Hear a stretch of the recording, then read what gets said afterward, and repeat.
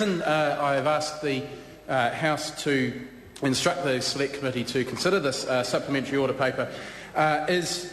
because it is on the bounds of the scope of the bill, and I accept that. But I also think that the bill offers an excellent opportunity for this amendment to be made that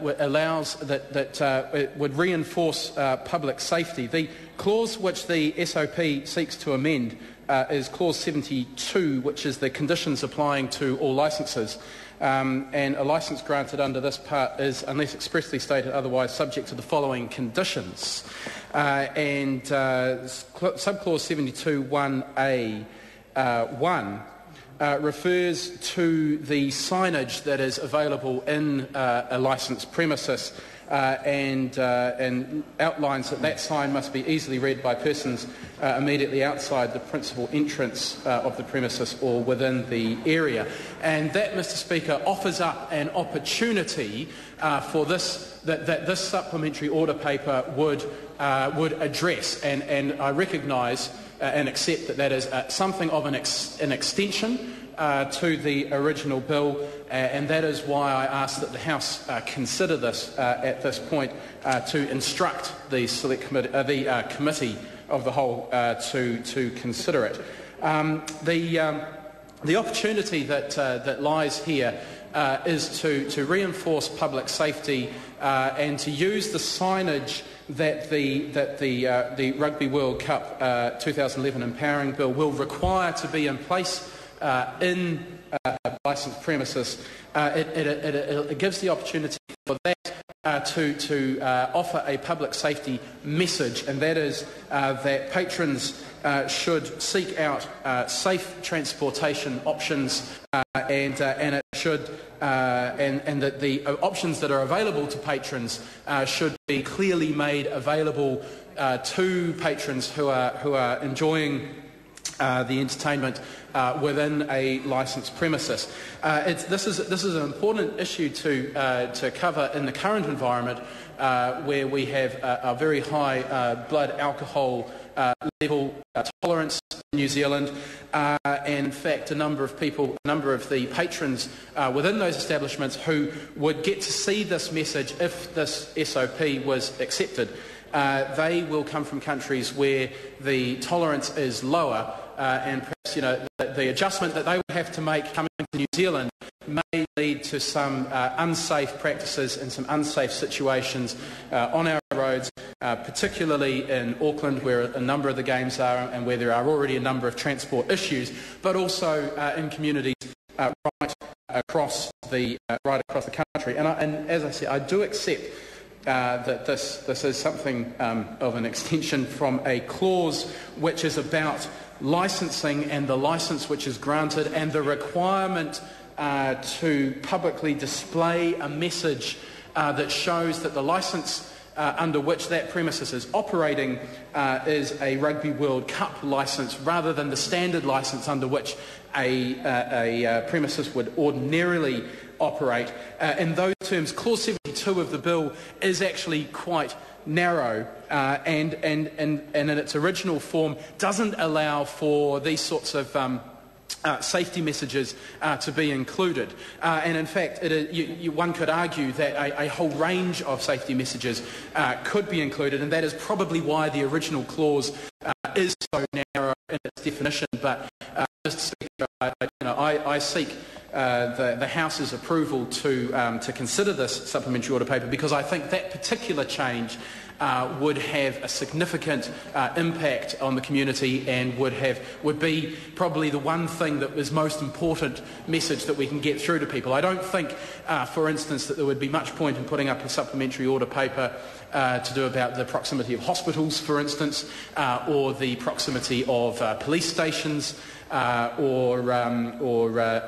drug treatment facilities or anything like that. Whereas this one, in all likelihood, most people are going to require some form of transportation, and so this is the most relevant and most obvious change that could be made, and the best use of that opportunity that the signage in the licensed premises offers us. as a parliament to address an issue which is of considerable debate in the public at the moment, and I think that the public do want to see Parliament taking this issue of drink driving seriously. And so again, even though this is something of an extension, I think in the current environment where we have an active campaign from one of our leading national newspapers encouraging members of the public and respected members of the public and indeed parliamentarians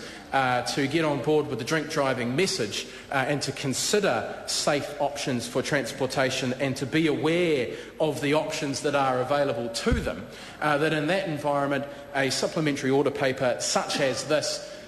is entirely relevant and appropriate in this bill, because we do know that the Rugby World Cup as a tournament, as an event,